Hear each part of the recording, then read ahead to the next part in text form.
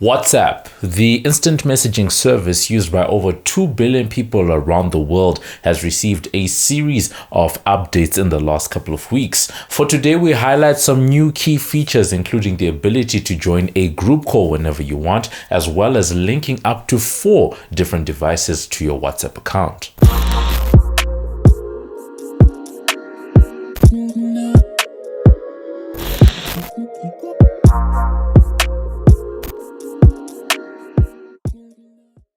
Hey, what up? It's your boy MobbJustice back again with another video, and for today we are talking about some of the latest updates that have come to WhatsApp in the last couple of weeks and even months.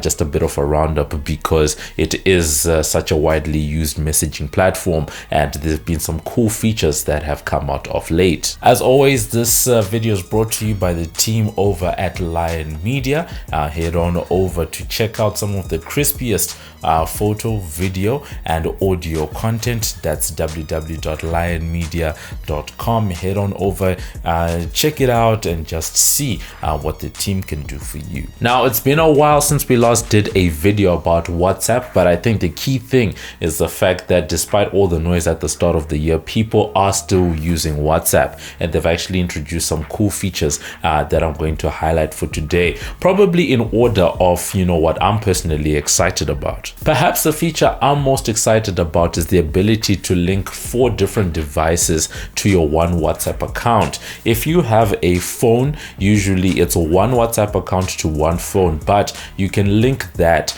to a desktop, usually in a browser. And nowadays on Windows and Mac, you can download an app. That's what you use. That's how I use WhatsApp. But now you can have up to 4 different devices that are linked to your WhatsApp account. If you're a Mac user or an Apple user, you'll know that now there is that ability to have your iMessage running on an iPad, an iPhone and a Mac all at the same time, and it just syncs. And I think that's the type of functionality that WhatsApp is trying to bring over to their platform. Some things to note though is that you still can only have one WhatsApp account to one phone. What's happening here is expansion of devices outside of the phone, but you can only link it to one phone. And then the second thing is that to link your account to those different devices, you have to do that through your phone. And then the last thing to note is that if you don't use your phone for a time of about 14 days, all the different devices that you are linked to your WhatsApp will be disconnected, and you have to link them once again. Linking multiple devices is still in beta. I will leave a link in the description for people that do want to join that beta, maybe test out the features.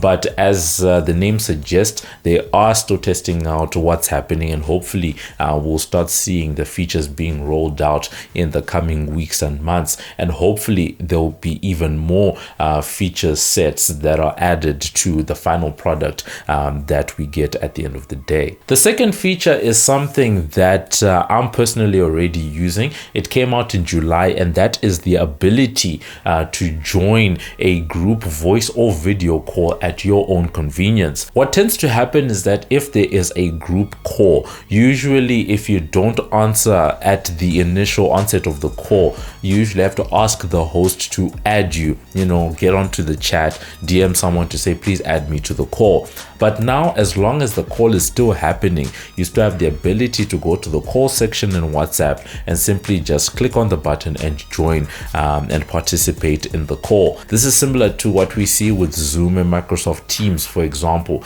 that ability to just click on the link and join a call as long as it's still going on. Coming up next is something that WhatsApp is calling View Once Photos and Videos. And as the name suggests, you have the ability to set a disappearing photo or video. Now when you send content of that nature, there's a little icon that pops up at the bottom, and it gives you the option so that as soon as the person watches a video or views a photo, it disappears. For me, it's coming in third simply because it's not a new feature in the realm of social media and the realm of text messaging, because this is literally what the likes of Snapchat were built on. The next one is for people people that want to hide certain chats or conversations from being at the top of their inbox, and that has to do with archived chats. If you archive a chat, it basically gives you the ability to hide a chat from your timeline. But if someone texts you that has been archived, it sort of comes back to your main inbox. And now what it seems is that WhatsApp is giving the ability to keep those chats hidden away in the archived folders. And it seems just for now it's something that's going to just be available on Android. I'm yet to test it out myself, and WhatsApp hasn't put this feature yet on its blog, but I have seen people talking about this. And basically, if you have an Android phone, you head on over to settings, you go to your chats, and then under archived chats there should be an option for you to select keep chats archived. So those are some of the top features that have come to or are coming to WhatsApp that I've noted, but I wanted to make two honorable mentions. The first one is the fact that if you are like me and you use the desktop app to text people, etc.,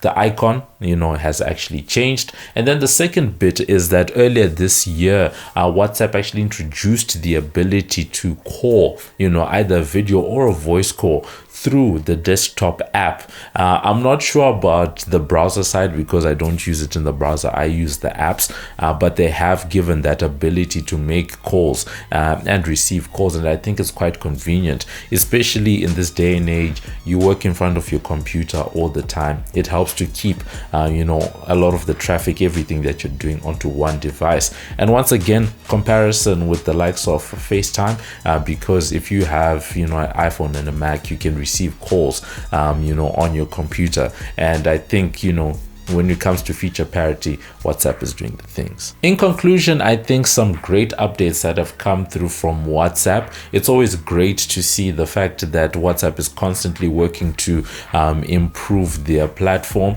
It's definitely something that we're going to keep an eye on. As more features come about, we can do more of these types of videos. But more than anything else, I remember at the start of the year, people were up in arms about WhatsApp. But as these features come, I think it's just reinforcing the fact that people are still using WhatsApp, and with all of these different updates, they're just entrenching themselves further into the lives of people. Who knows, maybe a year or two from now we'll be talking about 3 billion people using WhatsApp. You can let me know what you think in the comment. Have you been using any of the settings that we've just spoken about? Have you discovered any of these features? Do you think they're useful, or are you simply someone who's still making calls, texts on their phone and just using it as normal? You can let us know in the comments, and we'll catch you guys in the next video. This is Muffs Too Much, and you're watching MobbJustice TV. Like us on Facebook, follow us on Instagram, follow us on Twitter. We're there on YouTube. Thank you for watching our video. Subscribe.